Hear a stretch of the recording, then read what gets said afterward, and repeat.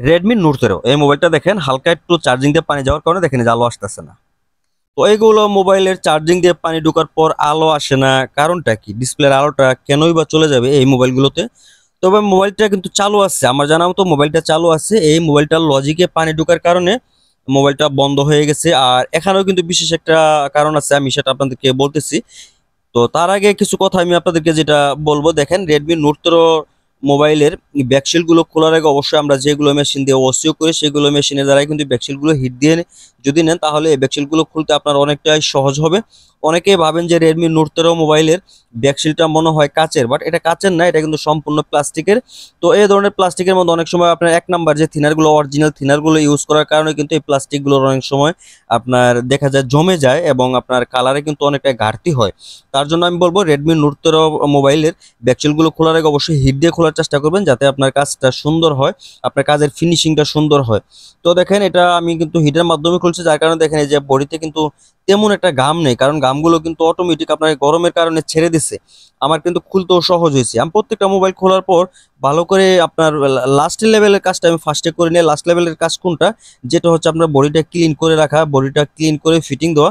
তো সেই কাজগুলো আমি দ্রুতই করে থাকি। তো দেখেন এই কাজটা আমি করার পর এখন যেটা আমি করব আসলে দেখেন, এই যে মোবাইলের লজিকটা খুলবো। তো যে বিষয়ে কথা, যে একটা মোবাইলের চার্জিং দিয়ে আপনার পানি ঢোকার পর মোবাইলটা বন্ধ হবে কেন, কিংবা ডিসপ্লের আলো যায় কেন, এই প্রবলেমগুলো আপনার রেডমির যে আপডেট মোবাইলগুলো আছে সেই মোবাইলগুলোতে বেশি হয়ে থাকে। কারণ হচ্ছে দেখেন রেডমি মোবাইলে দেখবেন যারা ওটিজি ব্যবহার করেন, দেখবেন ওটিজি লাগানোর সাথে সাথে কানেক্ট হয়।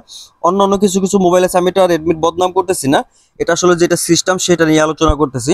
তো অন্য অন্য কোম্পানির যে মোবাইলগুলো আছে সেই মোবাইলগুলো তো দেখবেন আপনার ওটিজি লাগানোর পর আপনার সেটিং থেকে গিয়ে ওটিজি অন করে দেওয়া লাগে। তবে রেডমির ক্ষেত্রে একটু ভিন্ন, জানেনই যে আপনার ওটিজি লাগানো মাত্র কিন্তু এই মোবাইলটা চালু হয়ে যাবে। তো দেখেন এই যে আমি মোবাইলটা যে খুলতেছি, এভাবে কিন্তু মোবাইলগুলো আপনারা নতুন যে সকল ফ্যান ফলোয়ার আমার ভিডিও দেখতেছেন, এদিক থেকে ভুলেও খুলবেন না। এই দিক থেকে আমি খোলার কারণ হচ্ছে এটা আপনাদেরকে বলার জন্য, যে এই ভুলগুলো কখনো করবে না। এখানে দেখেন ডিসপ্লে আছে এবং আপনার রেবন আছে।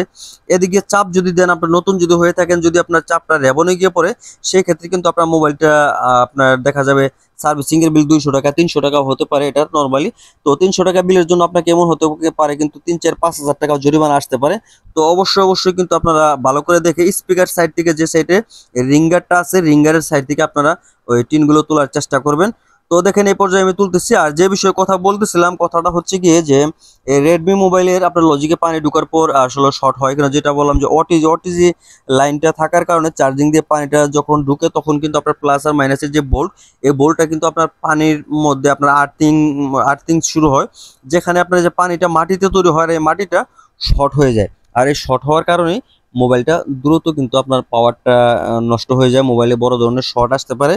তো এই মোবাইলটা কিন্তু সেম কাহিনী হয়েছে। একটু জুম করে আমি আপনাদেরকে যদি দেখাই, দেখেন এই যে চার্জিং এর মধ্যে আপনার দেখেন এই যে লাইনগুলো কিন্তু অ্যাডজাস্ট হয়ে রয়েছে আপনার বোল্ট ঢোকার কারণে, এটা মরিচা ধরে গেছে।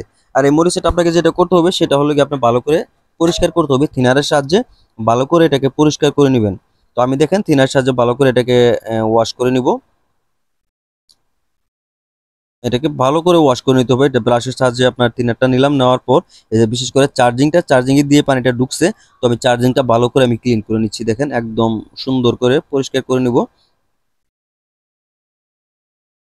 তো পরিষ্কার শেষ হয়ে গেলে আপনাকে যেটা করতে হবে সেটা হচ্ছে, আপনাদেরকে প্রথমে দুইটা সাইডে ওয়াশ করলাম, কারণ হচ্ছে গিয়ে এটার মধ্যে অনেক পানি ঢুকছে, যার কারণে অনেক পানি না ঢুকলে কিন্তু মোবাইলটা এখন পর্যন্ত যে পাওয়ার বন্ধ কিন্তু ছোট 2 1 ফোঁটা পানিতে হয় নাই, পানিটা 2 1 ফোঁটা পানিতে হয়েছে, বাট এটা পানিটা যখন ছিতরে গেছে তখন কিন্তু এই প্রবলেমটা হয়েছে যখন আপনার। তো যাই হোক, এই পর্যায়ে দেখেন আমি সার্ভিসিং করে নিচ্ছি। আমার কথাগুলো হয়তো আপনার অনেকের বুঝতে কষ্ট হতে পারে। তো আসলে আমি আমার বাসায় এই কথা বলতেছি, যার কারণে এভাবে বলা বলা লাগতেছে আমাকে। তো যাই হোক, এর থেকে লজিকটা আমি সার্ভিসিং করার পরে যে হট এয়ার গানের মাধ্যমে ভালো করে আপনার হিট দিয়ে আপনাকে এটা ক্লিন করে নিতে হবে, যাতে কোনো রকম কোনো পানি না থাকে। তো এই পর্যায়ে দেখেন আমি যে পানিটা কিন্তু হট গানের সাহায্যে এটা অলরেডি শুকিয়ে নিচ্ছি। ভালো করে শুকাতে হবে এটাকে আপনার, যাতে কোনো রকম কোনো আমরা যে থিনারটা দিছি সেই থিনারটাও যাতে আপনার লজিকের মধ্যে না থাকে। তো দেখেন বেশ ভালো করে আমি হিট কিন্তু দিয়ে নিলাম, পরিষ্কার করে নেওয়া। আবার ওভার হিট দিয়ে না, মাইক্রোফোন ওভার হিট লাগলে কিন্তু আপনার মাইক্রোফোনটা ড্যামেজ হয়ে যাওয়ার সম্ভাবনা থাকবে। তো এই পর্যায়ে দেখেন লজিকটা আমি হিট দেওয়ার পর এখন আমি এটার বোল্ট, প্রথম অবস্থায় যেটা আমি বোল্ট চেক করবো যে এটার মধ্যে আপনার চার্জিং এর যে ভোল্ট এটা ঠিক আসতেছে কিনা। তো যদি আমি মিটারটা উল্টা ধরছি, তো আমি আবারও চেক দিব। তো এই পর্যায়ে দেখেন, এখন আমি যদি প্লাসে আপনার মাপ দেওয়ার পর যদি দেখি, ভোল্ট কিন্তু আপনার একুরেট শো করতেছে। তো এখন এটা ফিটিং দিব, ফিটিং দিয়ে দেখবো যে আপনার প্রবলেমটা সমাধান হইলো কিনা।